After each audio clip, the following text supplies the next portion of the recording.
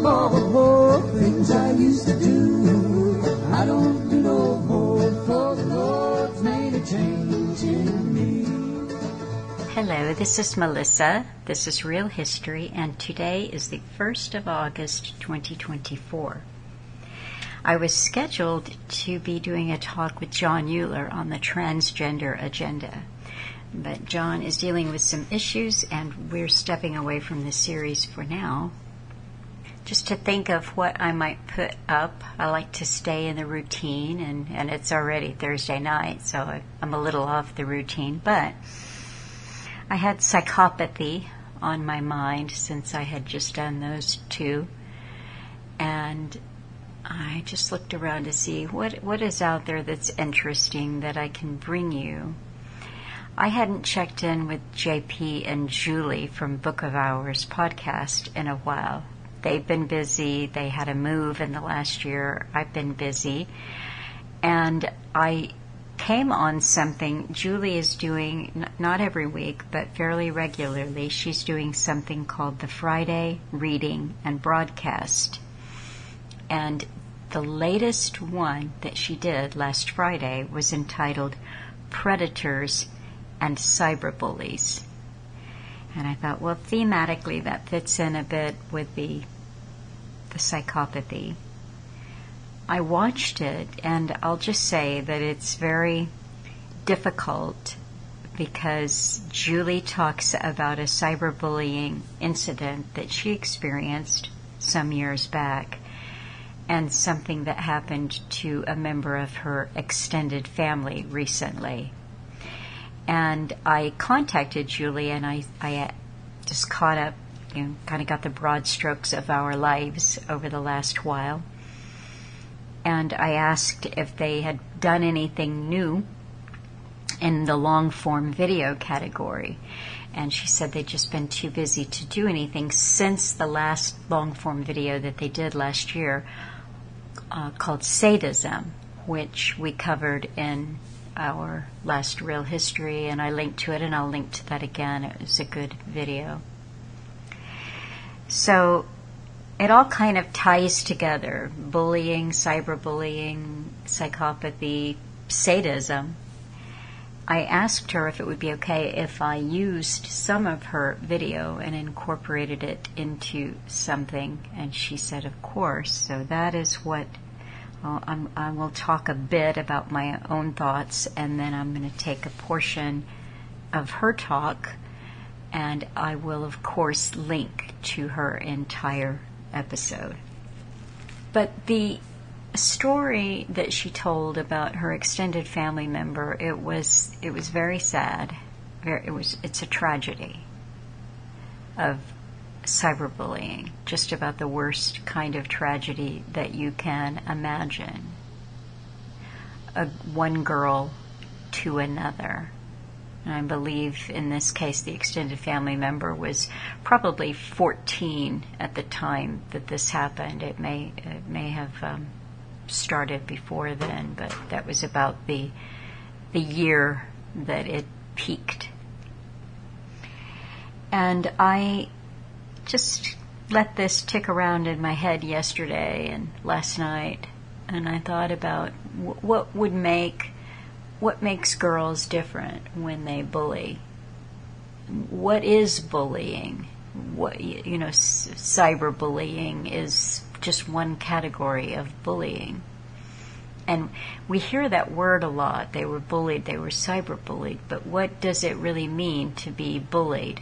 And I go back to my old school days from way back yonder, and I just think, I remember one time I was dragged around the playground by my hair by a boy, and it hurt, and it was bullying. He was picking on me, and I said something to the teacher, and I think the teacher's response was something like, well, he likes you, but he doesn't know how to express that. And it's like, well, tell that to my head. But it just was a different world then. There was no such thing as cyberbullying, and every school, every teacher, every family had a different way of dealing with things that did happen. Boys, I saw, beat up other boys, and girls did really mean things to each other.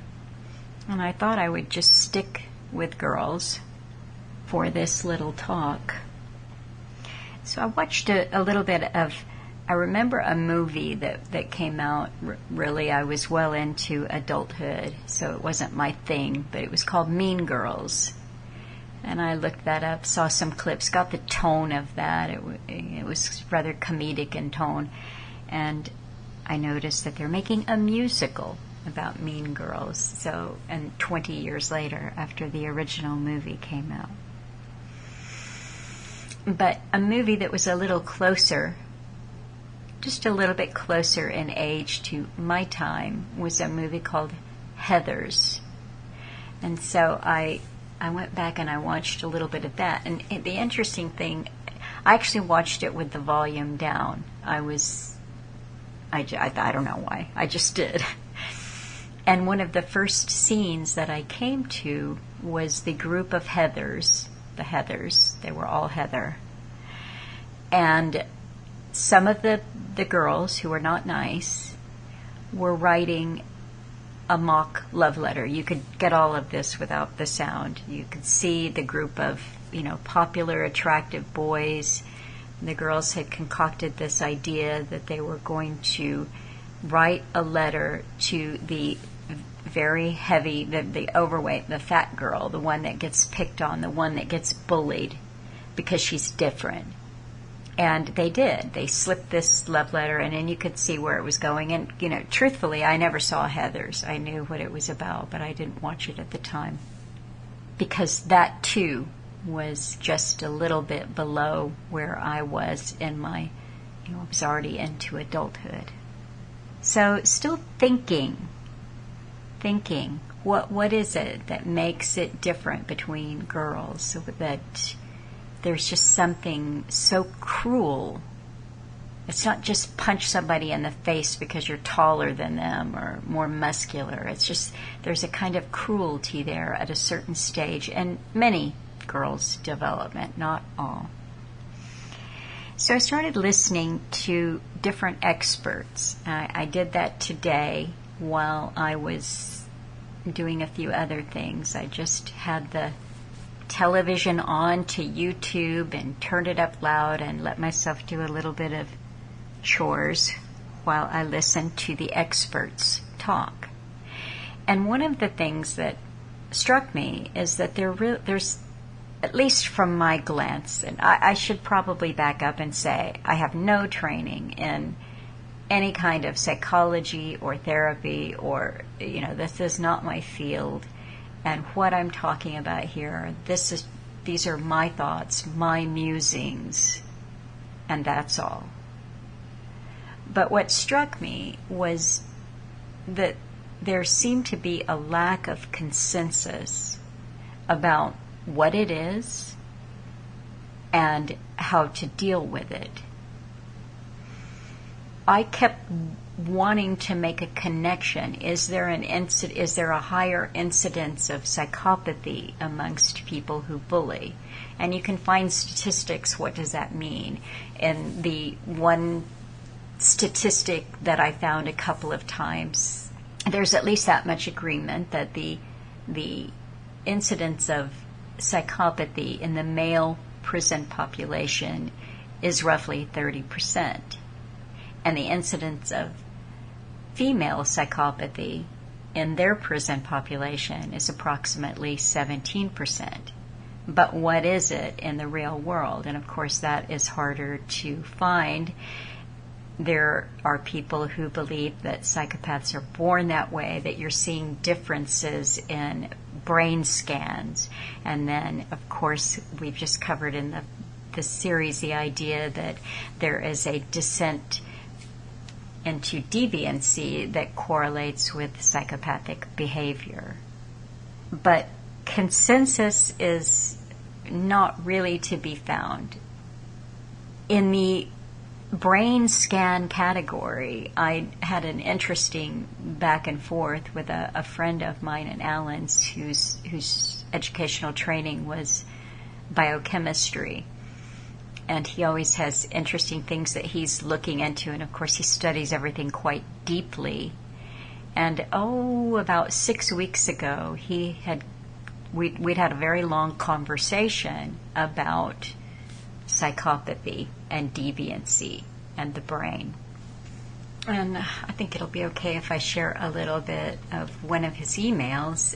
He was talking about deviancy, transsexuals, etc., deviancy, and he said, these deviant persons have permanently altered key portions of their brain structure by thickening the gray matter in the ventromedial prefrontal cortex, and the consequent abnormal patterns of activity are implicit in psychiatric disorders such as major depression, post-traumatic stress disorder, obsessive-compulsive disorder, schizophrenia, psychopathy, and autism. This happens by ignoring and abolishing the natural pre-wired propensity of disgust that allows them to involve themselves in their disgusting and abhorrent lifestyle activities. This happens by ignoring and abolishing the natural pre-wired propensity of disgust that allows them to involve themselves in their disgusting and abhorrent lifestyle activities and sexual behavior, attaching that emotion to, quote, love or, quote, lust deformations. The VMPFC, that's the ventromedial prefrontal cortex, is located in the frontal lobe at the bottom of the cerebral hemispheres and is implicated in the processing of risk and fear, as it is critical in the regulation of amygdala activity in humans, also playing a role in the inhibition of emotional responses and in the process of decision-making and self-control, also involved in the cognitive evaluation of morality.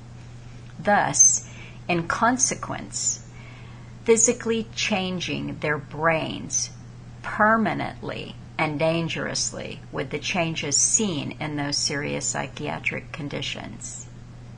So he's saying that there is a cry for tolerance and acceptance in that group because we, those who are not involved in these behaviors, have caused that to happen in their brains because of our disgust at them. And he gave me a couple of links to studies, and I'll post those. But he said their activities themselves are the reason, and there is nothing we can do to reverse it, ever. This is why pushing it so hard into children's minds begins causing the same type of damage when unchallenged by discussion or outburst of that natural disgust. In other words, you can't allow people to be disgusted by it because we've normalized it societally. And he goes on to conclude his email, this physical damage appears permanent. So I think that that we won't have consensus on in this case he's talking about sexually deviant persons. We weren't specifically talking about psychopathy, but we are talking about an ability, if ability may not be a good word, but the risk of actually changing the structure of your brain because of the activities that you get involved in. I had a bit of a discussion about, are we born, the nature of evil? Are we born good or not good? And I had used to illustrate that the Confucian philosophers, and I had said that Alan would come down on this side of Junzi, who said that we were born bad. And I got an email back from someone that I think that confused them, and maybe it's time to do a longer series and draw a little bit from excerpts of Alan's talks where he gets into psychopathy in greater detail. The confusion from the listener was that Alan said, well, humans just have lacked good models, that we have to learn how to be human. That thought, the idea that yes, we do need better models for becoming fully human and wholesome, whole, integrated, doesn't override the idea that we can be born with, not good, or a propensity to not good. So Mengzi was the Confucian philosopher who believed that we are innately good-natured. And Xunzi said, no, we are not. We are evil. Xunzi's diagnosis of human nature and education and ideals and discovering the way and what is wrong with society, and remember, this is a long, long time ago, he diagnosed the main cause of disorder as a breakdown of the social hierarchy. When hierarchical distinctions are confused and people do not follow their proper roles, they compete indiscriminately to satisfy their desires. The way to put limits on this competition is to clarify social distinctions, such as you would have between an older sibling and a younger sibling, between men and women. So everyone knows what their social obligations are. And in that way, they can find the context for developing what is good in them. His concern was with moral education. He wanted people to develop into good people, not just people who knew a lot but were good. And there's one quote from him. It's a pretty simple one that can be memorized. He said, "Human nature is evil. Any good in humans is acquired by conscious exertion." Meaning at a young age, people had to be helping the young child know what they were striving towards.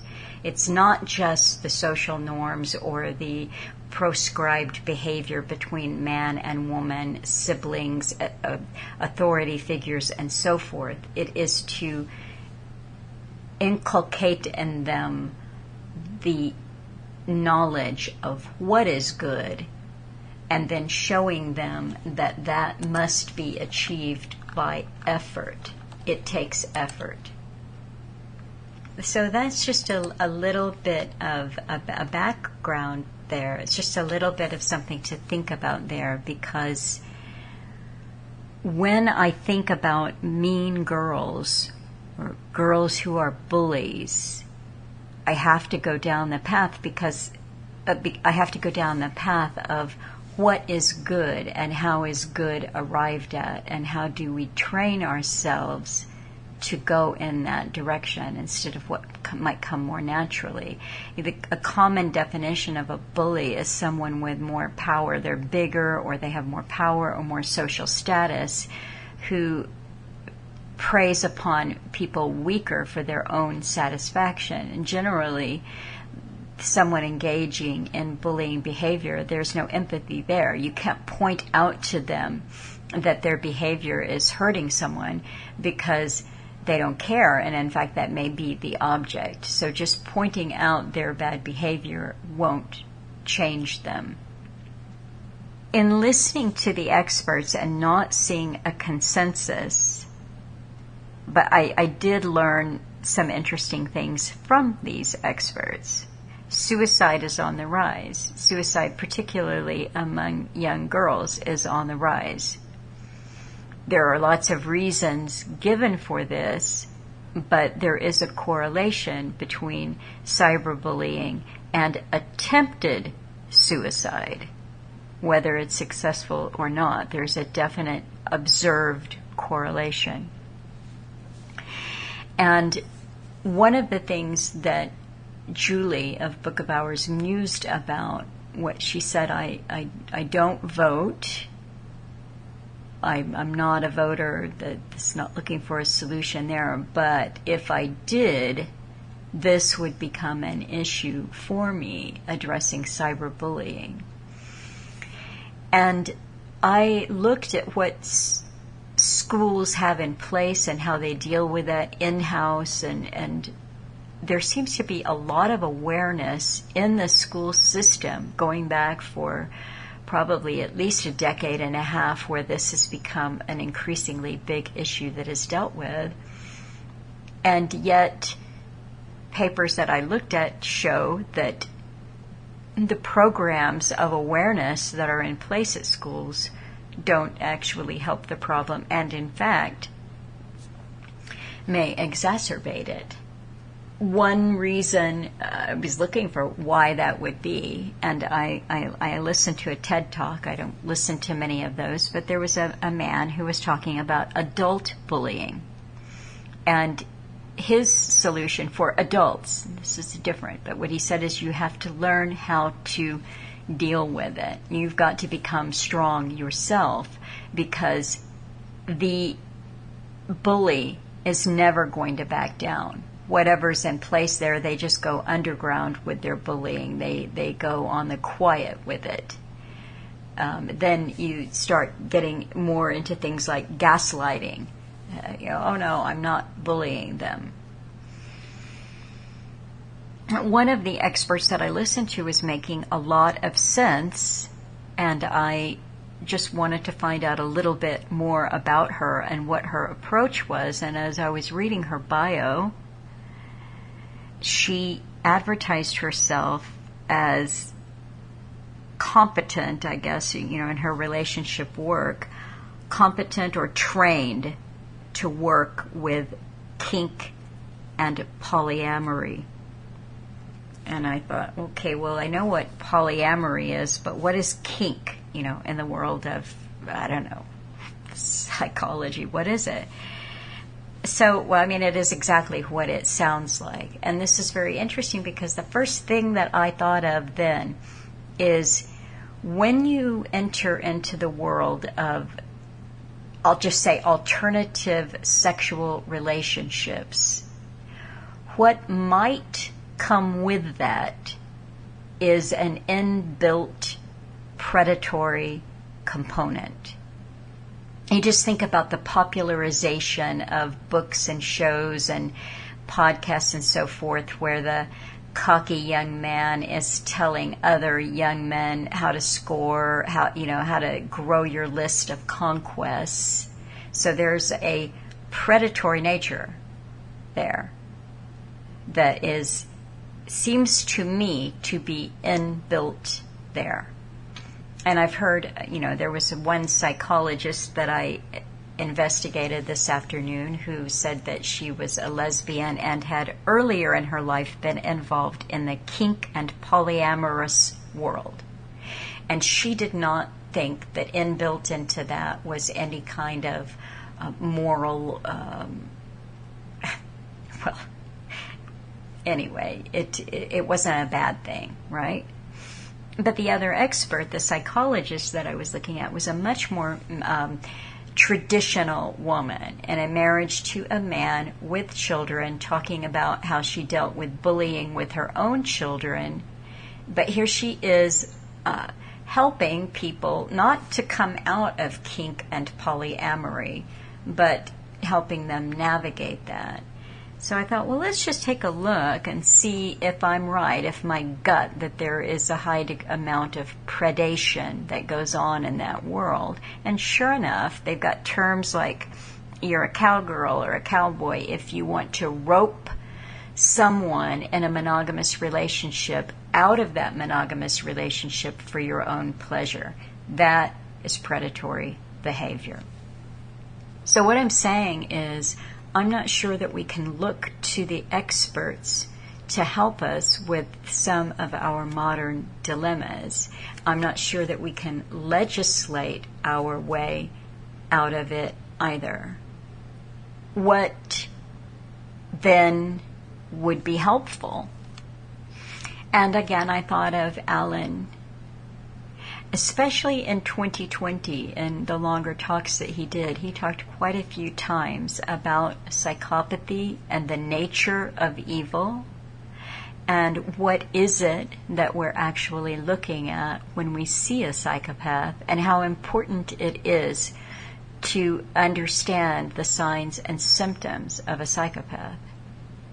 And I think that there is something there that if we know, we don't need to get too caught up in the psychological definitions. We don't need to know terms like dark triad, and we don't need to know too much about how psychologists think of this, because again, they're experts, they're humans, and in their own way, they've been molded and shaped by the environment that they're coming up in.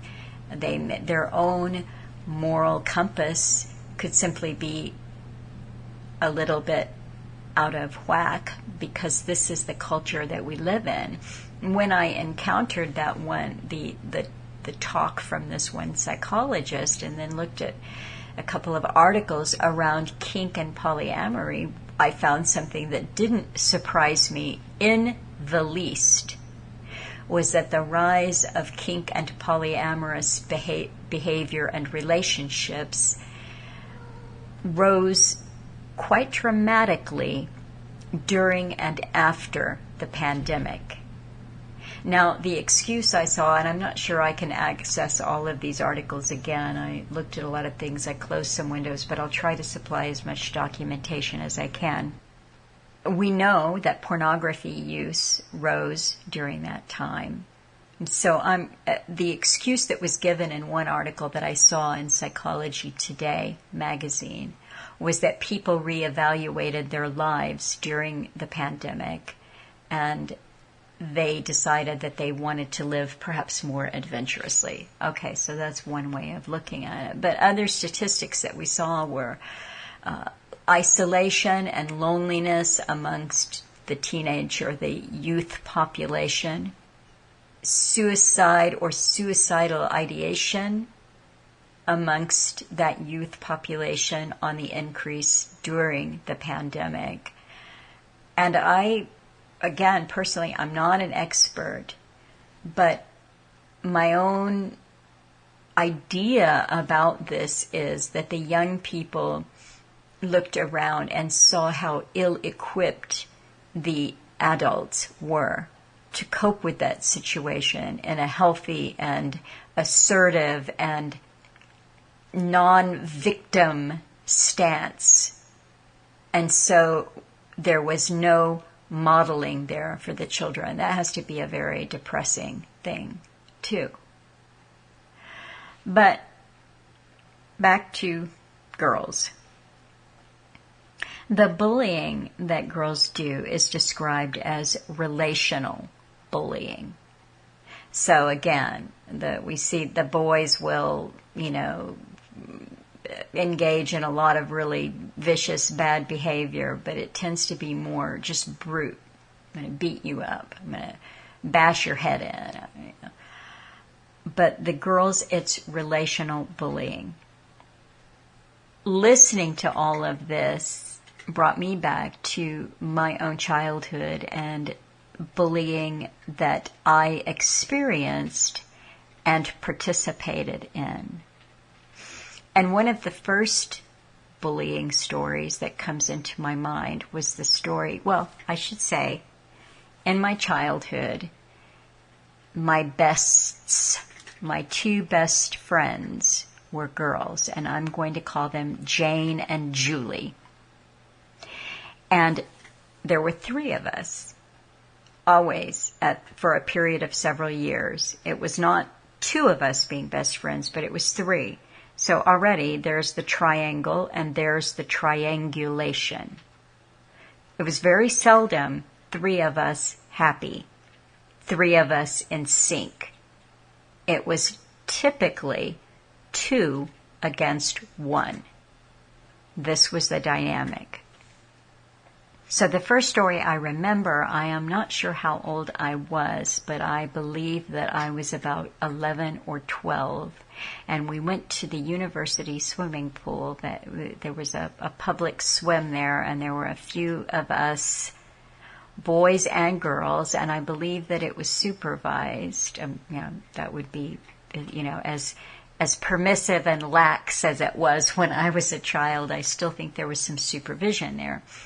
But for whatever reason, the three of us down in this kind of dark, it was poorly lit, old basement changing room, bathroom of the pool complex, I just had the sense, which turned out to be correct, that we were the last ones there, or near the last.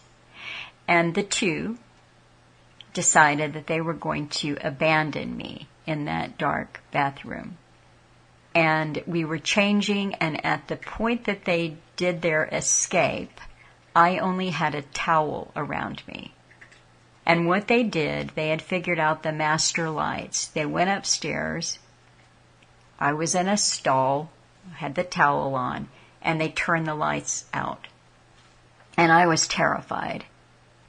And I was scared, and I called out, and no one answered. And so I ran up the stairs with this towel around me.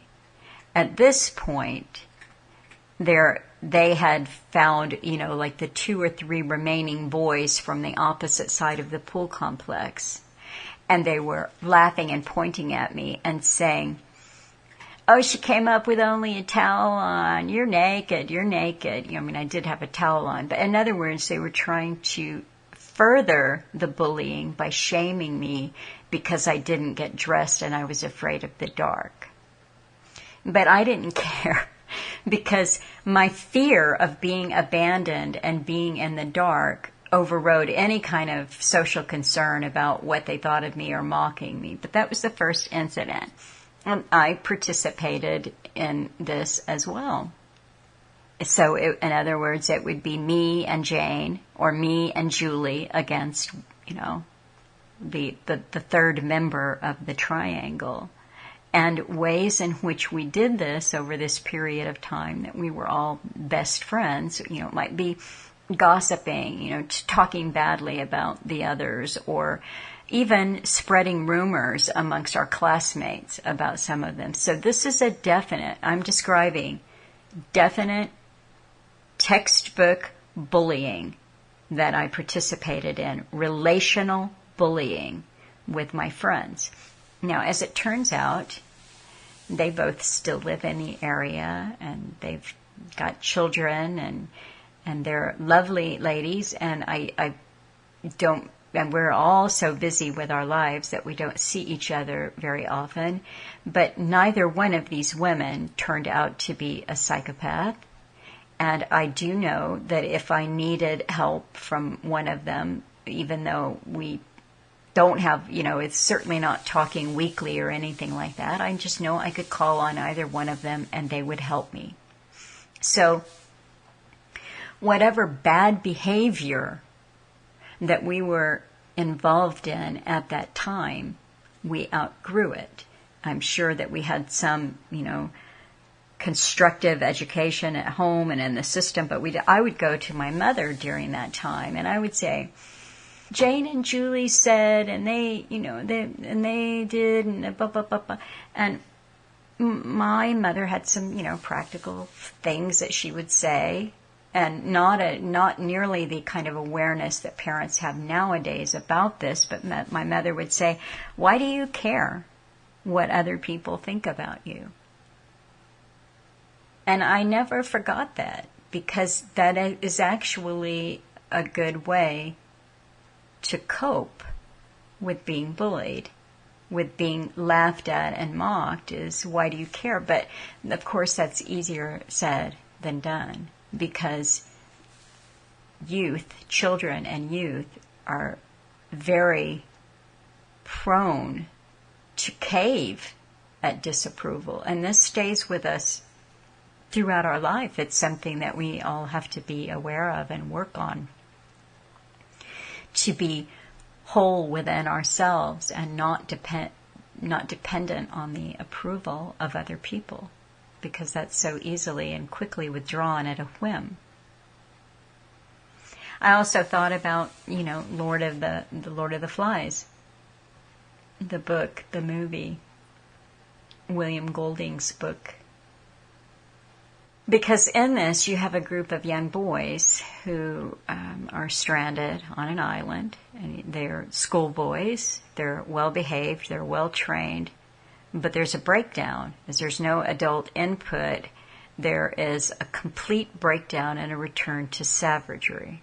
So this whole story is the idea of where do the morals come from, and can that be lost? And I think that there is something there, that we hopefully are guided by appropriate modeling into what it is to be a good person, a moral, upright person.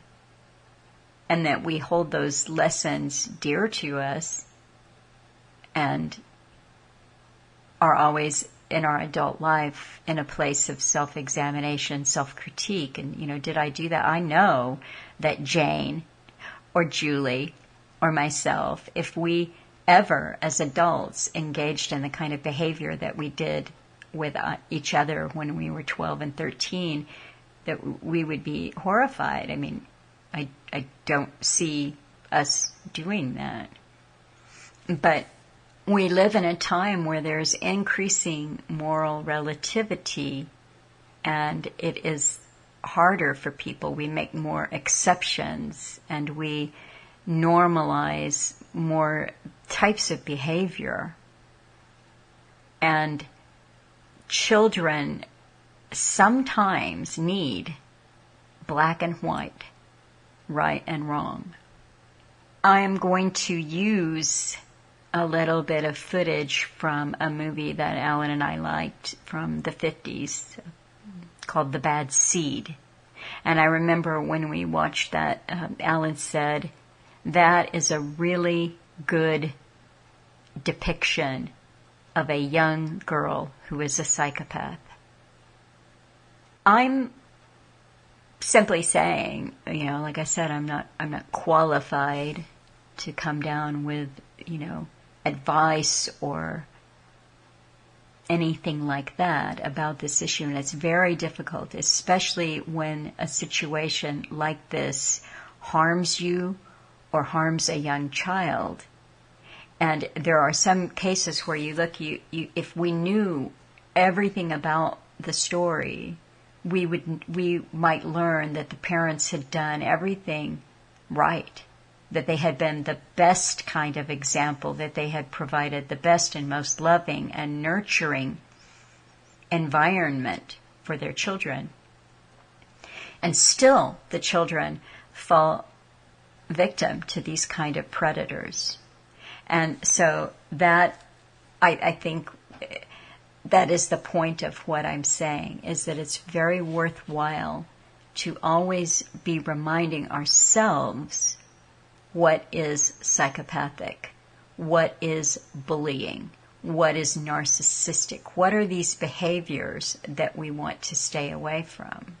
Because this is very real. I mean, Julie talks about the incident that happened to her over a span of time in her adulthood and how much it hurt her and confused her.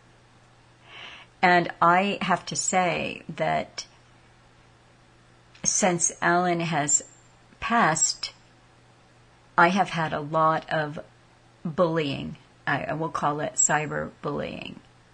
And I don't want to go into the details because, frankly, I don't want to give anybody ideas.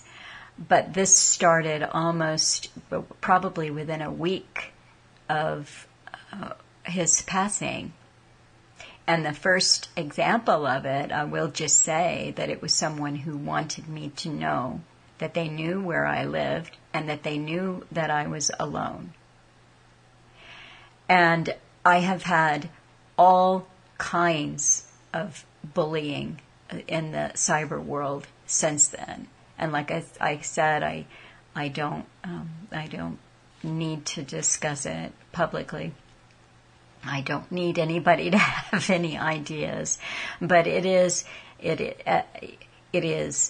hurtful, and sometimes it's frightening.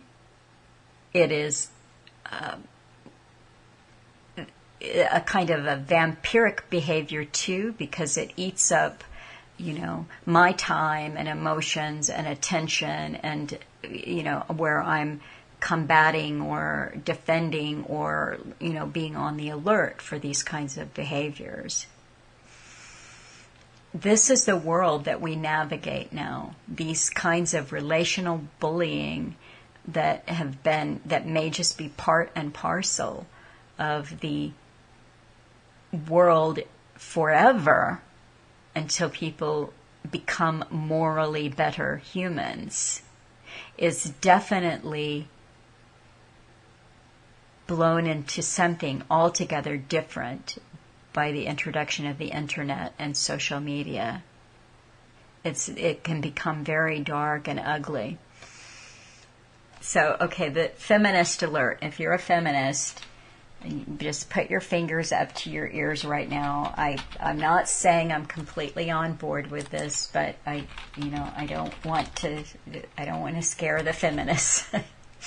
But there is a Catholic bishop.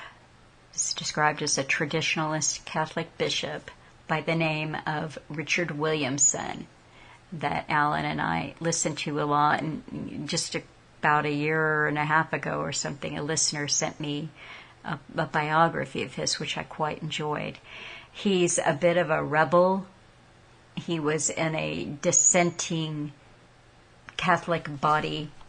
I don't want to talk too much about Williamson other than to say that he had some very unique ideas about girls and women. And some of these brought a lot of criticism even from parishioners in his very traditional church. The women said, okay, well, that's just too much.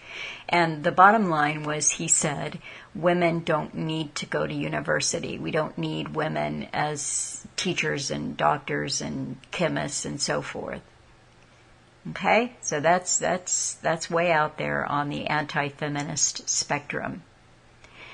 But he did say something which had the ring of truth to me about young girls. He said, young girls need a different kind of education than young boys. They need to be steeped in the arts. They need to learn ballet. They need to learn how to dance. They need to learn flower arrangement and what they used to call the Victorian middle-class girl was raised with the needle arts and the flower arranging and so forth. We don't get to return to those times. Society has moved on, and you can do what you want in your own home, but I don't see women not going to school to become doctors and lawyers, teachers, right? But I do agree that young girls seem to, not all of them, but many of them, like a bit of drama. And that's what he was saying. Young girls need to be involved in theater productions. The mothers need to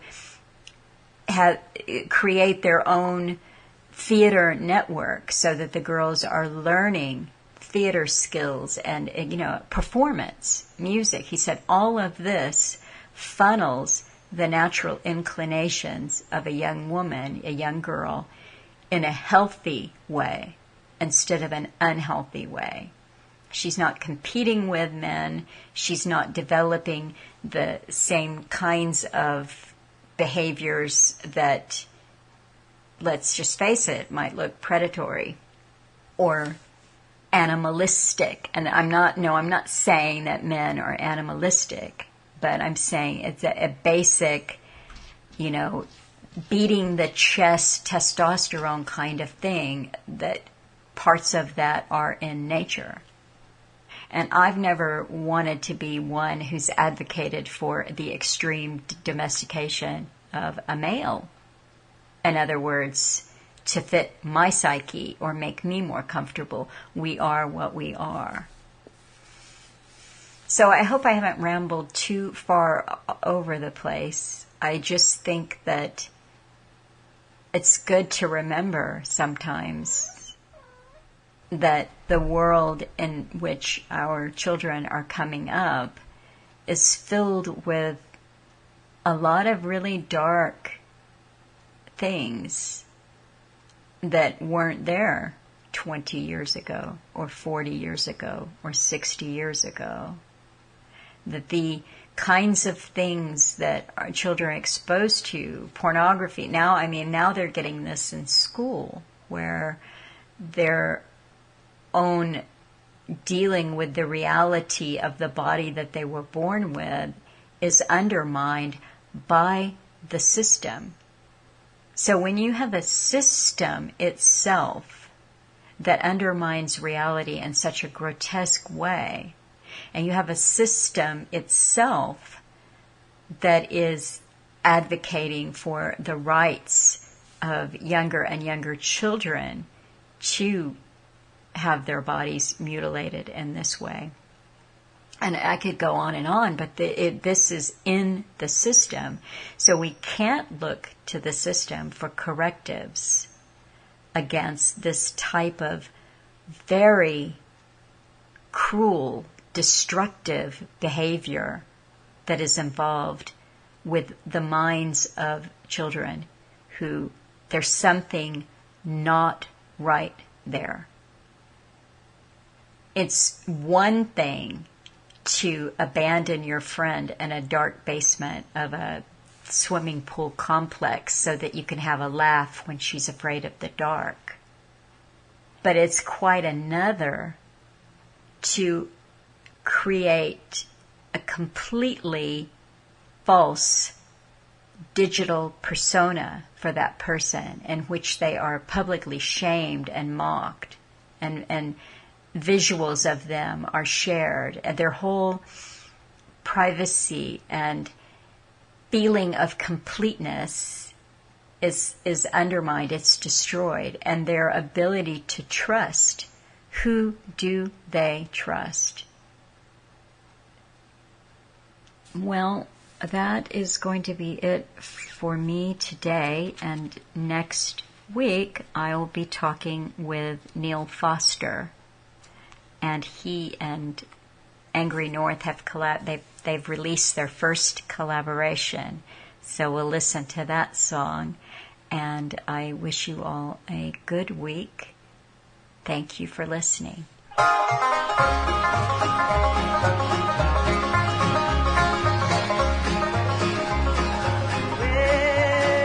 I've got something that the world didn't give me, and the world cannot take it away. All right, guys, I'm live right now, and I want to thank you for joining me this morning. This is the Friday broadcast that I do on my platform here. Before I start reading and before I start talking, this particular broadcast is going to be very impromptu. I'm not reading from a script, as you can tell. And it's also going to touch on topics that are really difficult for me because there has been personal, private situations with me in the past that I haven't really talked about publicly. But now is the time to have these discussions, especially since someone in my extended family was affected by something similar to what I went through. Let's talk about predatory behavior, which is what the title of this broadcast is about. So I'll be doing some screen shares. So here's the first thing that I want to read from Dr. Karen Mitchell, PhD. Every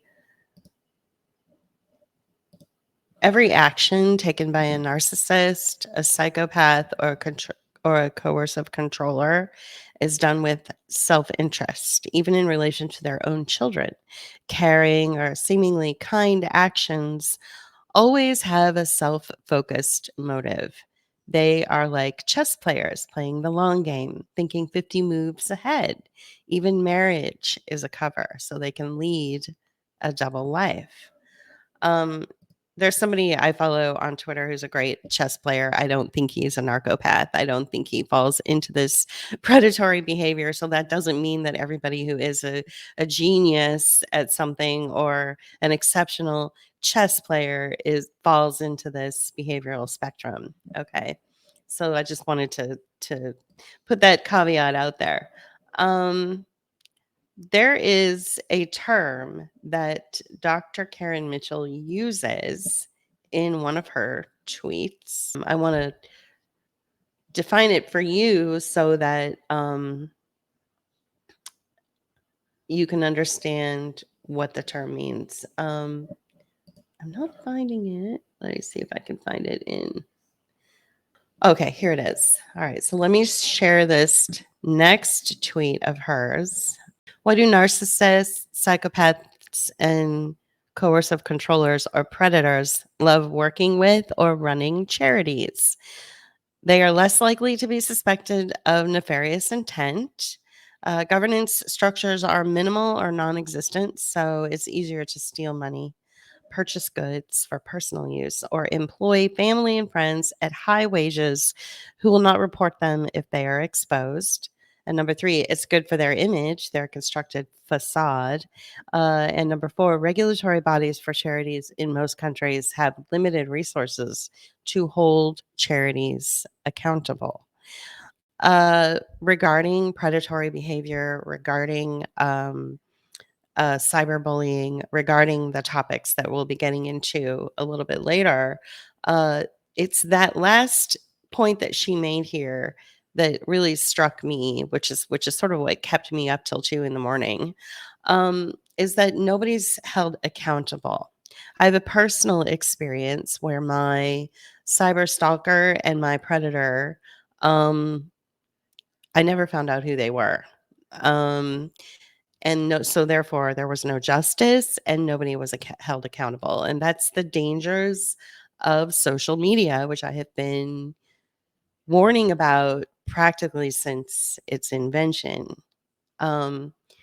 So is the fact that people can go in and create personas. They can even create GoFundMe pages or, Facebook birthday pages, donate to this charity, and then that charity can be funneled right back into them. So that's why I don't think that, social media seems to be a breeding ground for predatory behavior. So the NPCC will often go on boards or become ambassadors for charities that support causes associated with their antisocial behaviors. For example, domestic abusers might connect with domestic violence charities and pedophiles with children's charities.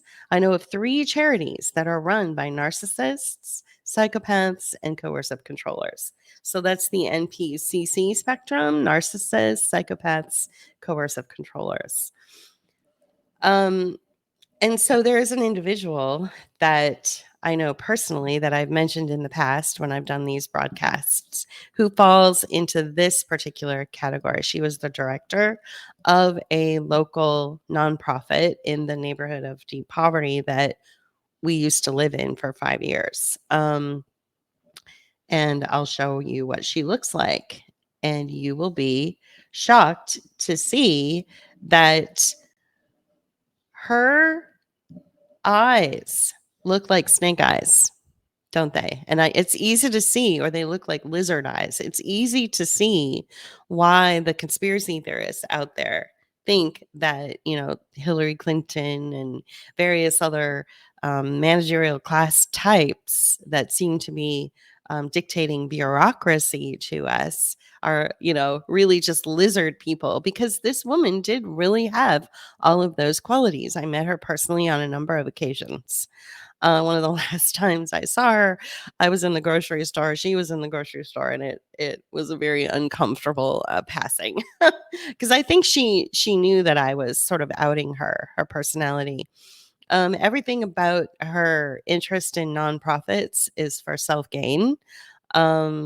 She she pretends, of course, to care about the community when actually the policies and the type of funding that she gets doesn't really doesn't really benefit the community that she claims to be helping. So this is an example of the corporate predator type. She's very corporate. She can walk in between the nonprofit sector, the creative sector, and the corporate sector, and even the political sector. She's like a chameleon, like a lizard. She can walk in between or walk among these types of industries with ease because again,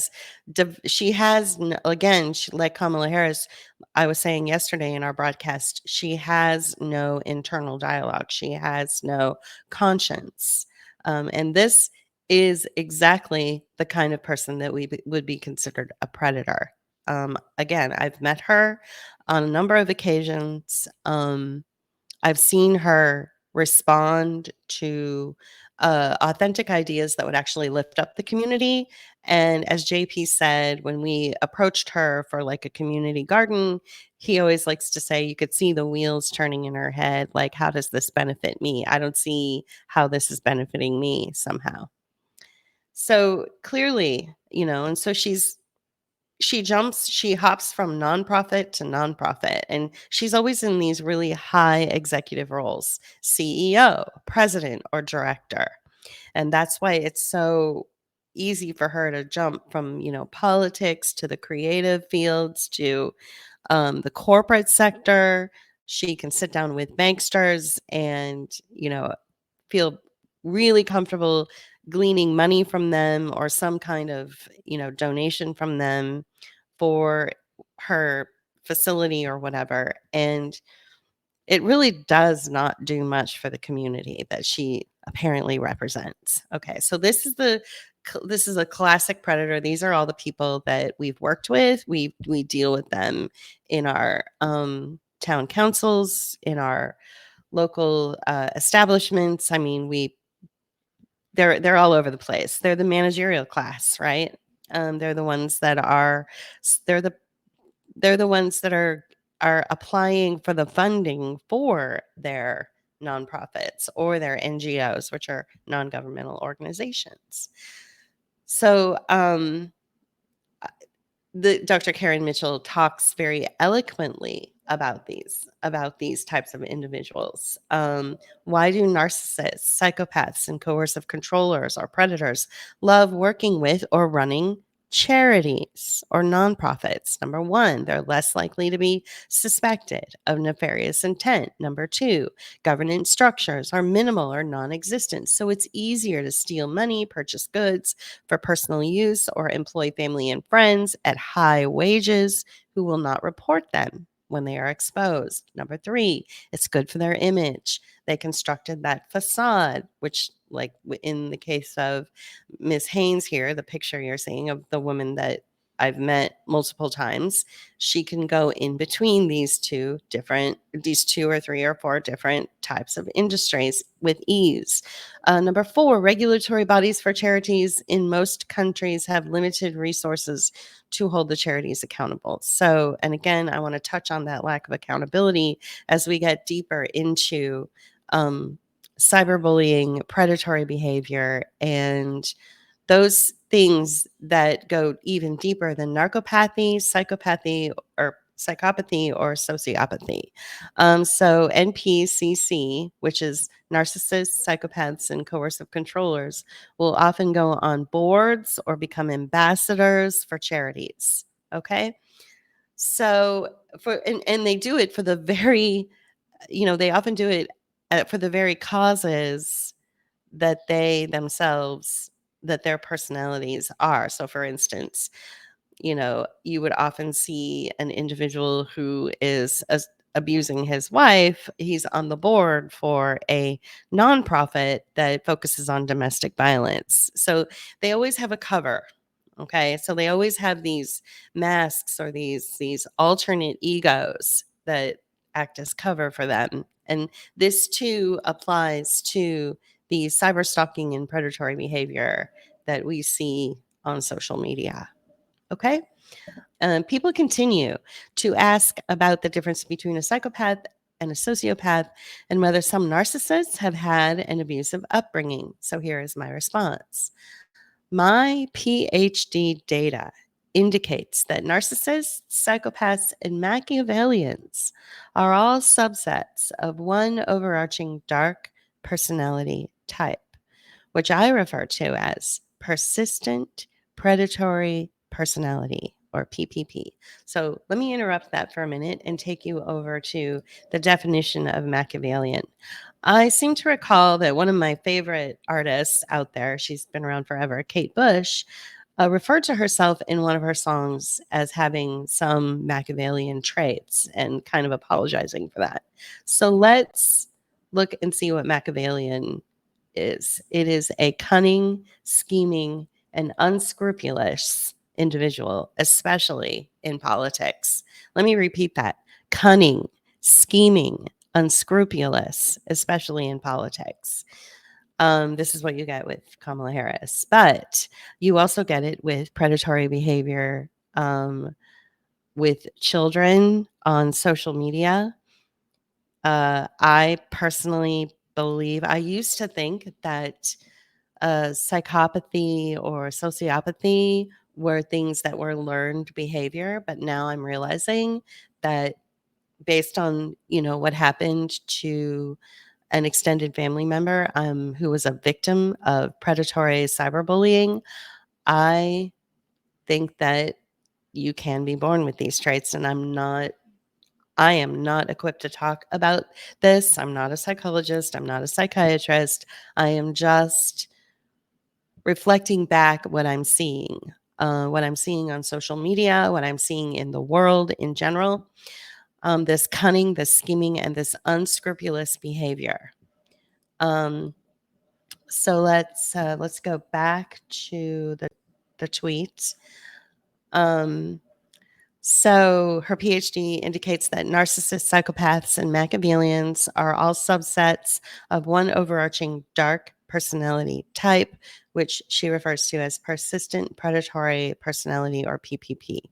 So this personality type is supremely self-focused, manipulative, sadistic, cruel, and profoundly dishonest, although they often seem upstanding and normal.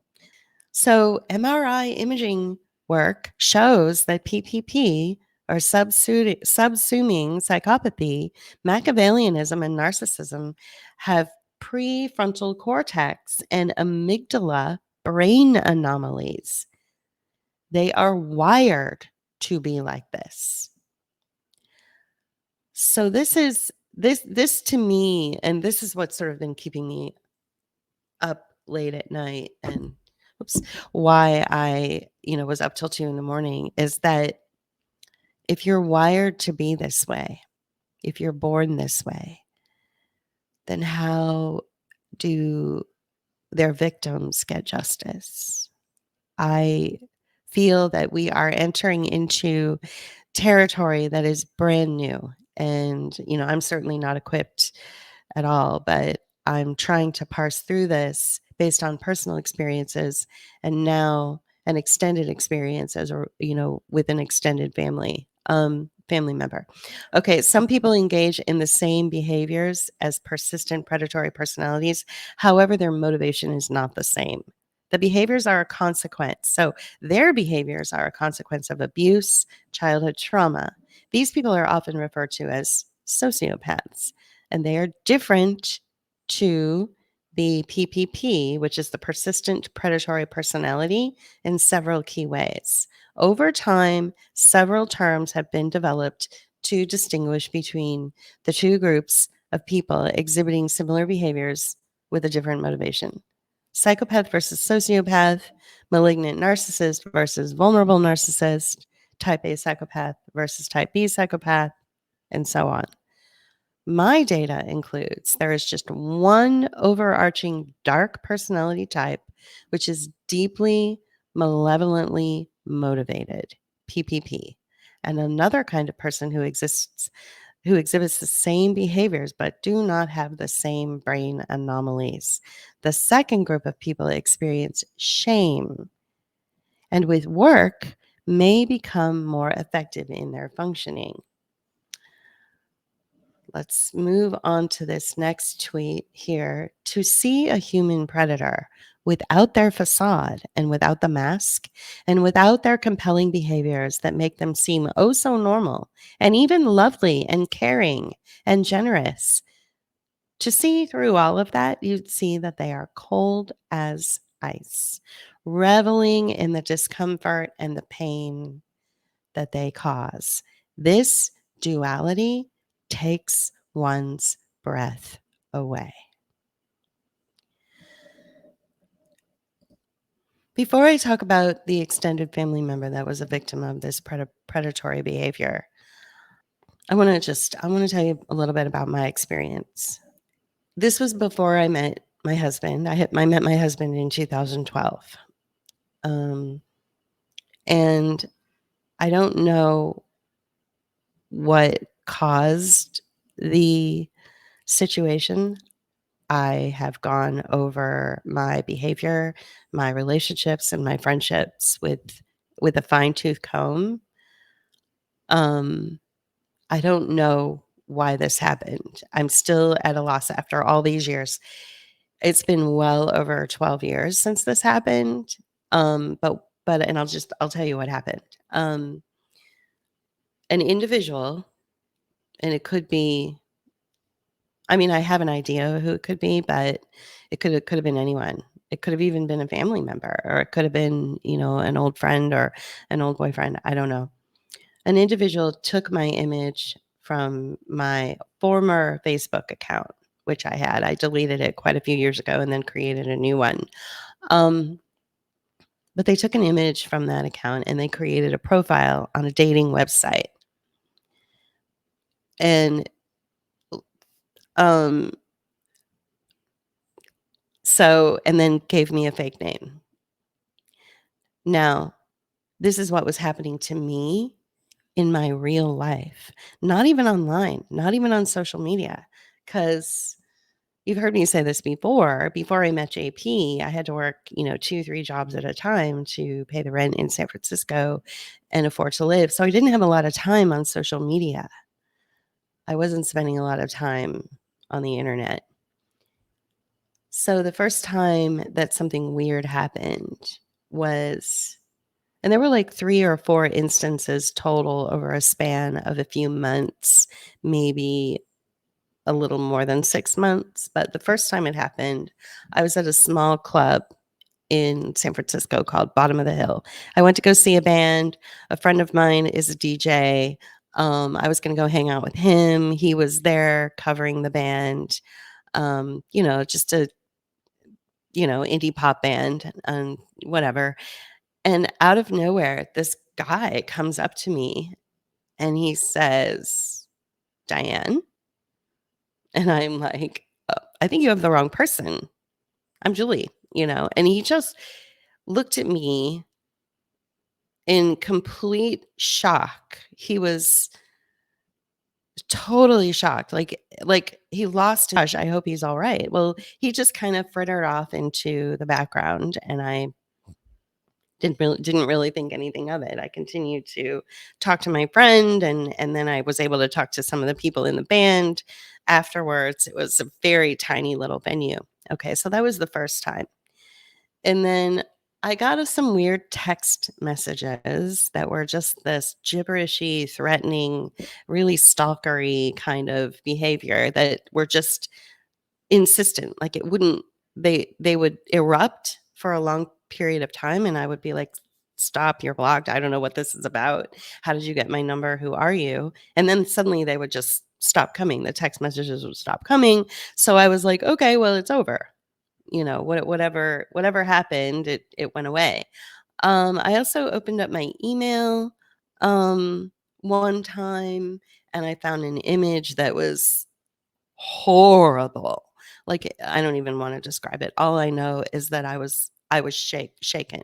And of course, and so I immediately deleted it and I was like, shoot, I should have got the email address that it came from. And so all these little things were happening to me and I kept waving them off as mistakes. I kept saying, the world is weird. People randomly find emails and randomly find phone numbers and text and harass people all the time. Just block them, just delete it and move on. Well, I think the last straw for me was when I went to another concert at a venue called the Warfield. And it's a much bigger venue than the first one I went to. The first one I went to is a tiny little club in a like cool neighborhood. It's called Bottom of the Hill. Well, this one is the Warfield, and it's like a big venue with security guards and everything. Well, this guy comes up to me, and totally different guy, and he says, "Diane." And I'm like looking around going, "Oh God, what is going on?" And I said, "No, I'm not Diane." And he got aggressive and combative. And he said, "Yes, you are." And I said, I'm not. What is going on?" And he had his phone with him. And he kept looking at me and looking at the phone and looking at me and looking at the phone. And I was like, "What is this?"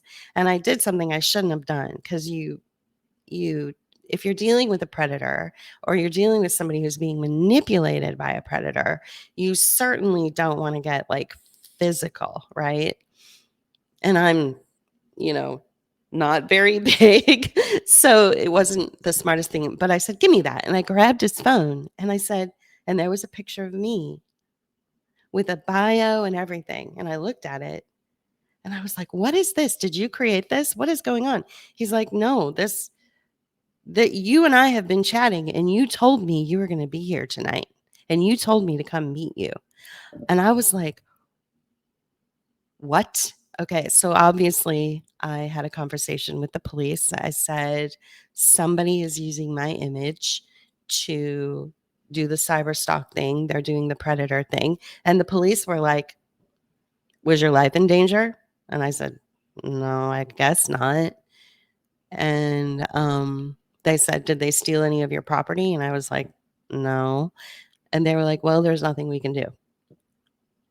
So this person, to this day, is still out there.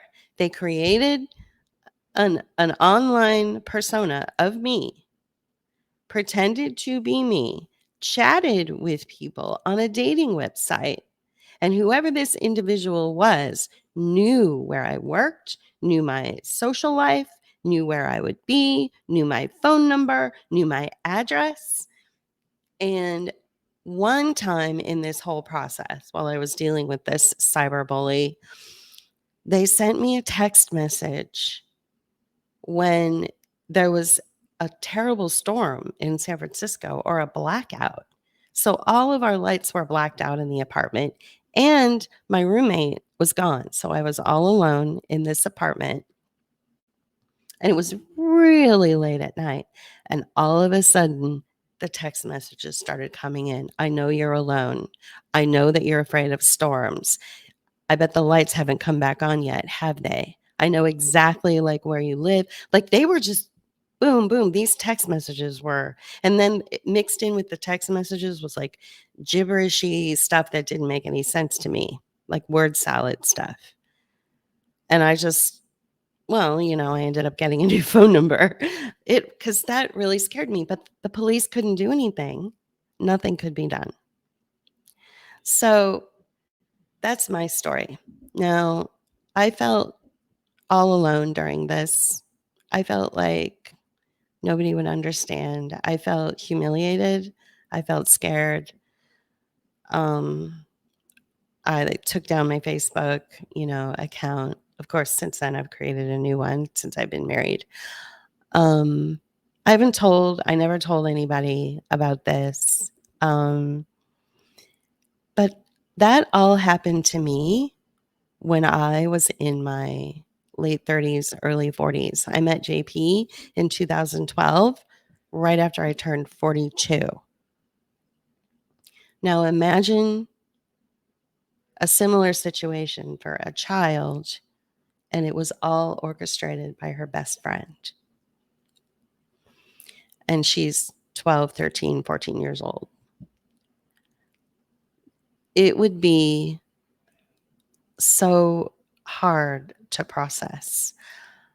So this is where we walk into the conversation about cyberbullying. Now that we understand the behavior, the predatory behavior, like it says right here, to see a human predator without their facade, without the mask, and without their compelling behaviors that make them seem oh so normal and even lovely and caring and generous, they are actually cold as ice, reveling in the discomfort and pain that they cause. This duality takes one's breath away. So right now, I'll show you the obituary for the extended relative of mine who was the victim of cyberbullying and couldn't go on. She couldn't she couldn't deal with the fact that her friend was behind it. She felt this ultimate betrayal, and being so young, she did find a way to articulate it, which is shocking and surprising. And I'm going to play you some of her music, and I'm going to show you her father and what he did and what he said. So this is my sister-in-law's niece, who was a victim of cyberbullying. 14 years old when she took her own life after she discovered who was behind the intense cyberbullying that she was experiencing. One thing about her is she's wildly talented. It's breathtaking, actually. So what happened on my end was I saw a message from my sister-in-law that her niece had died. And I immediately texted her and said, I feel this. I feel it. I'm sorry. And I wasn't sure exactly what she died of.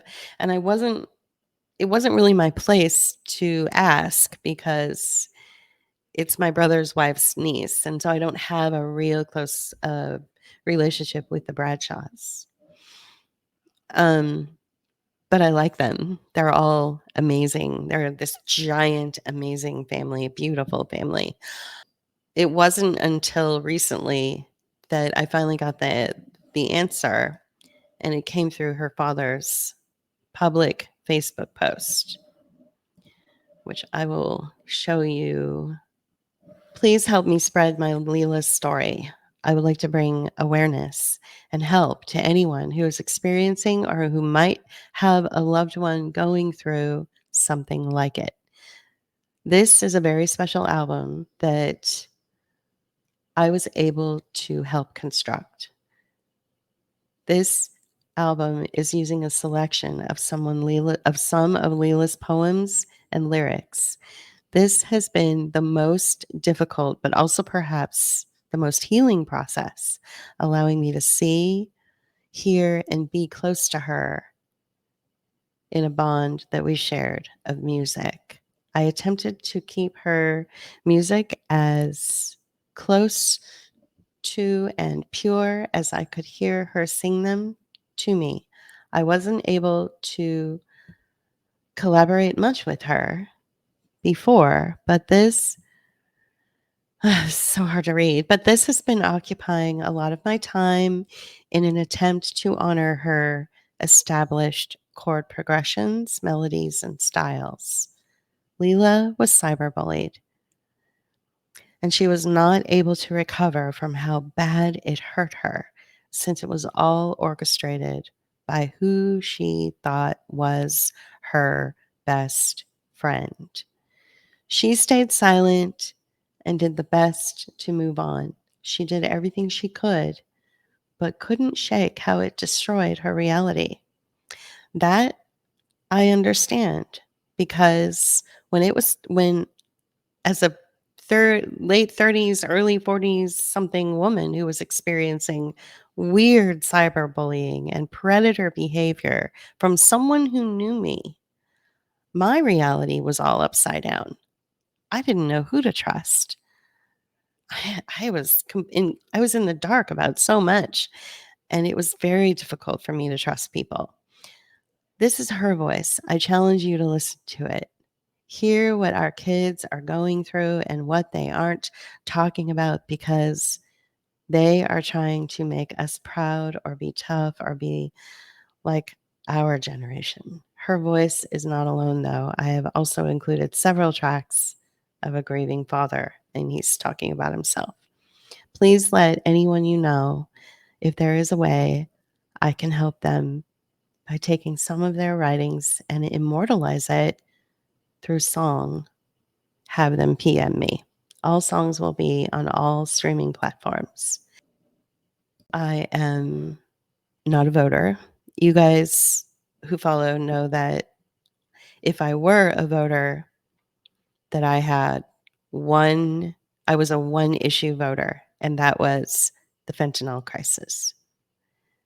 Now I'm a 2-issue voter. If I were a voter, it would also be cyberbullying because it happened to me, and now it's happened to my sister-in-law's niece, and she's no longer with us because of it. It's important to recognize that when cyberbullying takes place and someone is not equipped to handle the predatory behavior behind it, which is someone with a different shaped brain who is operating in a completely different paradigm than you are as the victim, that the victims who do end up taking their own life or do end up needing some kind of emotional support or help, they're not the ones with the mental illness. This seems to be language that is kind of coming out here and there through the edges, seeping in, like the people who are the victims and simply can't stand living like this anymore, that suddenly that somehow they're the ones that are mentally ill. That's not the case. That's not the case. It's, this individual was not mentally ill. This individual was pure light. So what I'm going to do now is I'm going to play a song of hers. There's an entire album, and I'll share the album that her father created. So it's this second one right here. It's called Lila's Ocean. He created an album based on her recordings over the years and based on her experiences dealing with being being the victim of a cyberbully. So again, this is her father's name, Tristan Bradshaw. This is an album that he created, and it is called Lila's Ocean, and Lila is his daughter who was the victim of cyberbullying. And she took all of her horror and fear and anger and deep sadness and feelings of deep betrayal and processed all of that through song, through poems, which he then created into an album. Okay? So I'm going to play you this one.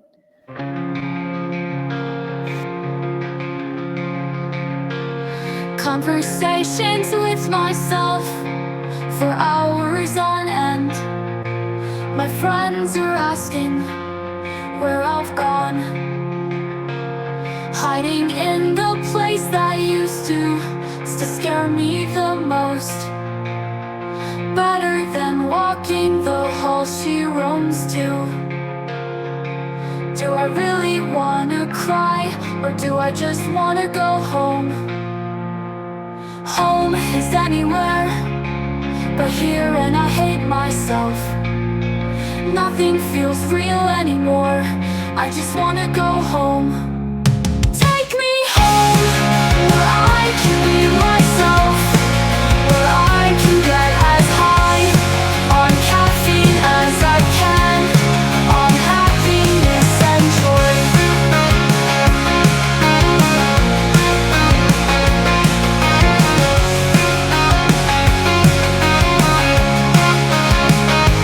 Now I know I wanna cry, but the medicine won't let me.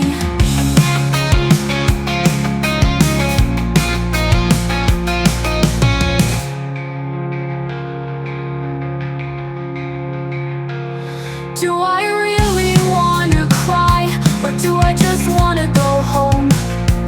Home is anywhere but here, and I hate myself. Nothing feels real anymore. I just want to go home. Take me home, where I can be myself, where I can get as high on caffeine as I can, on happiness and joy. Now I know I wanna cry, but the medicine won't let me. On happiness and joy.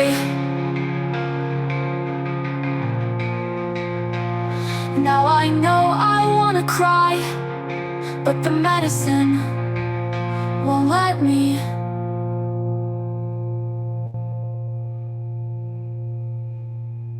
I want to share something that her father said. It's been a roller coaster, but about halfway is when you start seeing the significance and severity of what one little girl could do to another. I wrote 4 songs. 3 out of 4 of them were angry. Thank you for helping me keep her voice heard. So it's been a roller coaster. But about halfway is when you start seeing the significance and severity of what one little girl could do to another. I wrote 4 songs. 3 out of 4 of them were angry. Thank you for helping keep her voice heard. The only person of influence that seemed to care about cyberbullying in particular, this person held a public office. This person took that responsibility of being in public office, or at least being near public office, took it very responsibly. And I, again, not political, but I have to give credit where credit is due. And that's her. She's the only person that spoke out about cyberbullying and seemed to take it seriously. This was back in 2018. So I'll play this 1-minute soundbite from her. In today's global society, social media is an inevitable part of our children's daily lives.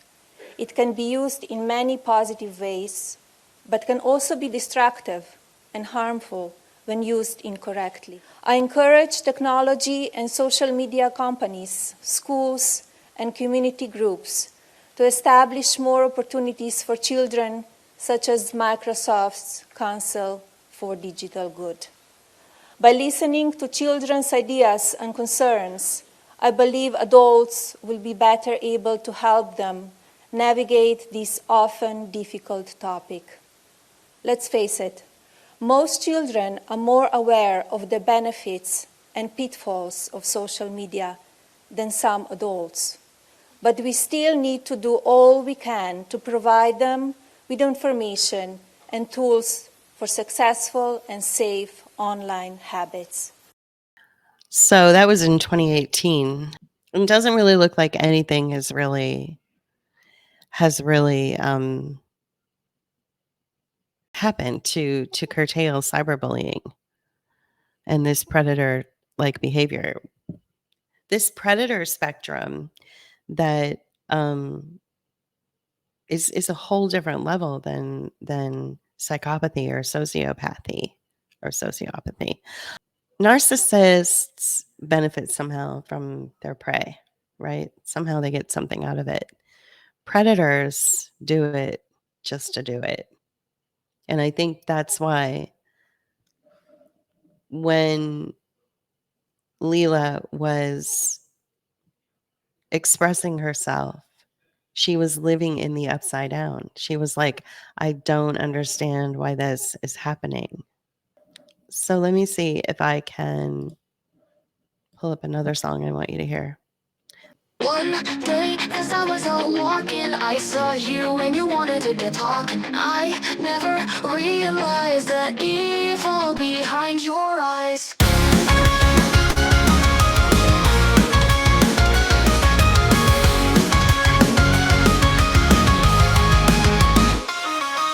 The sounds we heard made me dip and twirl, comfort like your little bird until you let me see your claws unfurl. I saw finally the evil behind your eyes. The sounds we heard made me dip and twirl, comfort like your little bird until you let me see your claws unfurl. I saw finally the evil behind your eyes. I never wanted this, I never needed this. Then you say you're victimless and blame me for your mental mess. What a freak. Hey you, what do you say? Your saccharine words have nowhere to play. They have no meaning, to me at least. Hey you vicious beast. How could you do that to me? I showed you nothing but love, you see.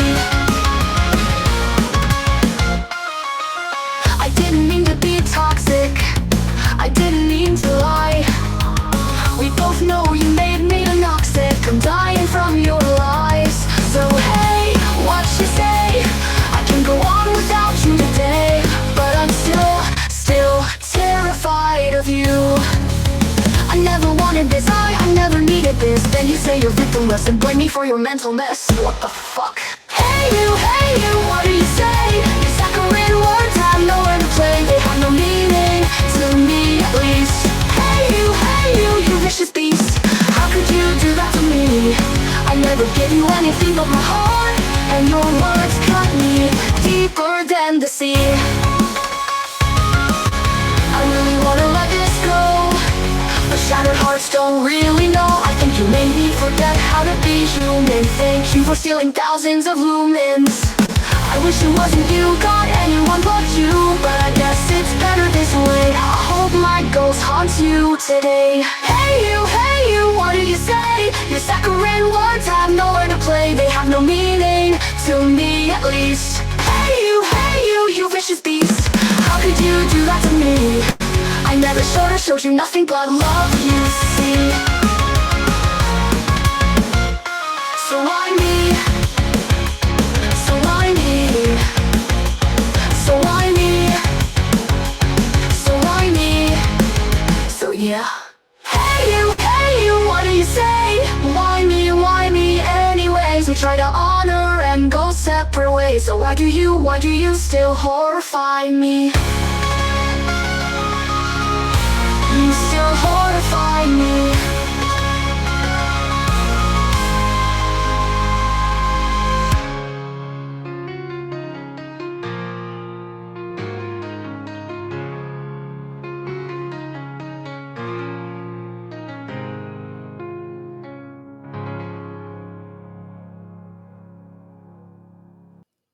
I wish that I had an opportunity to maybe talk to her, since I had that really horrifying upside down experience with a cyber predator.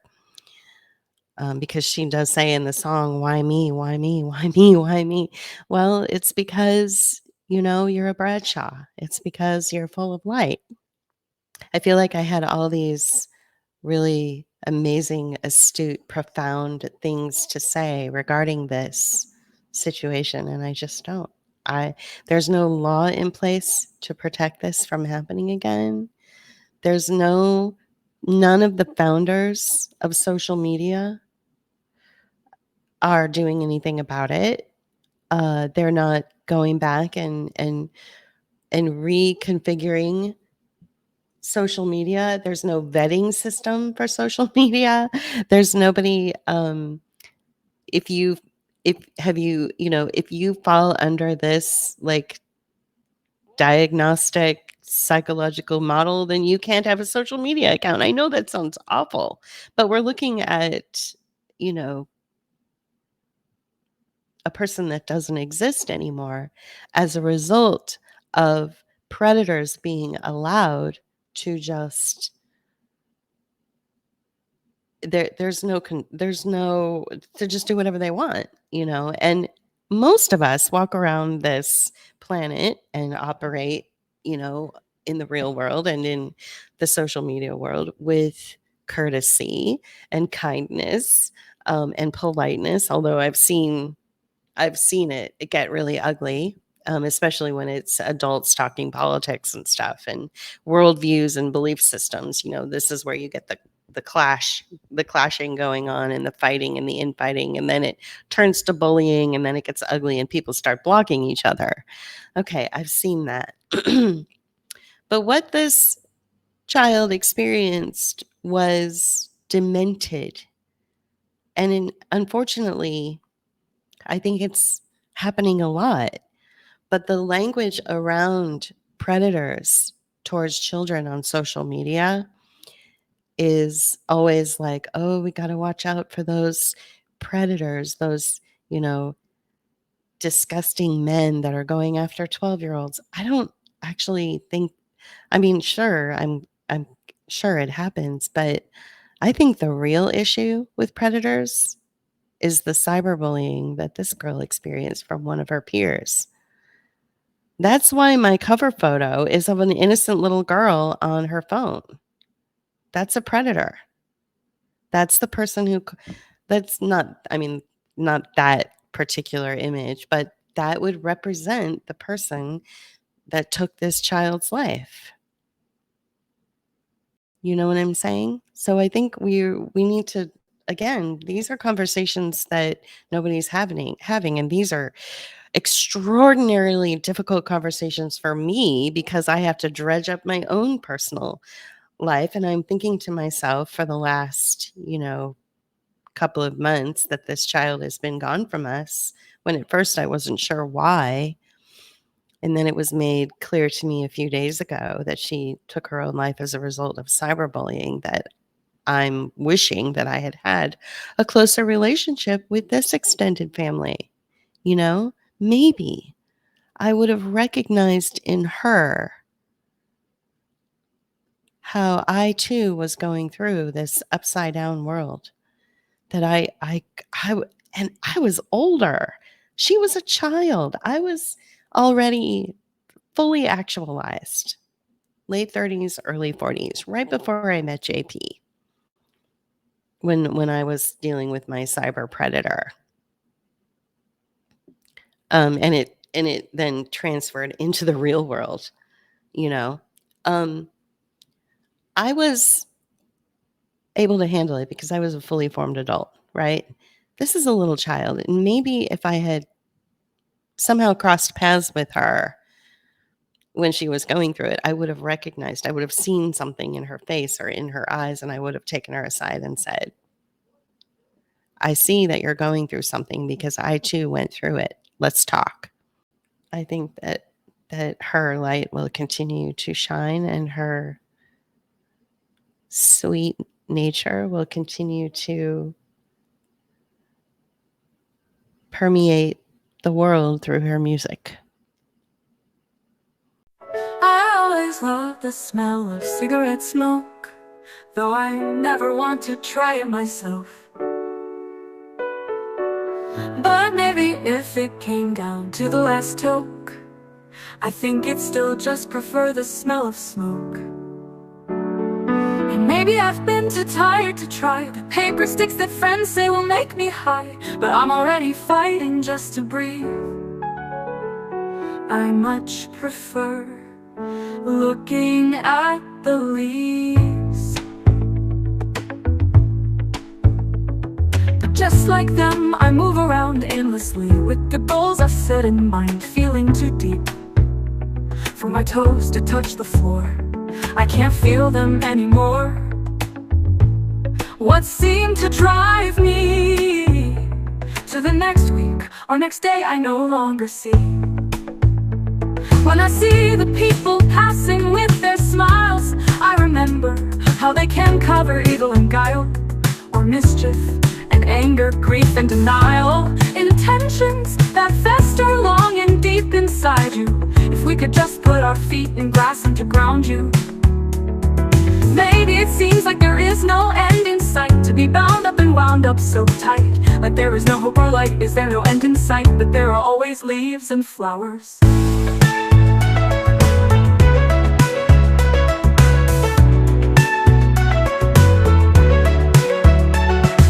Some claim lavender is supposed to soothe you, but all I smell is mixed with blood with soap to clean my shirt. Mental abuse, the blades to cut loose, pulled into the dirt, so I could feel more hurt. You scavenger, you avenger, you're savage, you lavish in hurt. But you make me want to think of soap, to help me grasp the strings of the hope. When I'd have to take a shower, to rid you and become a pretty flower, to wash and rinse and no longer cower.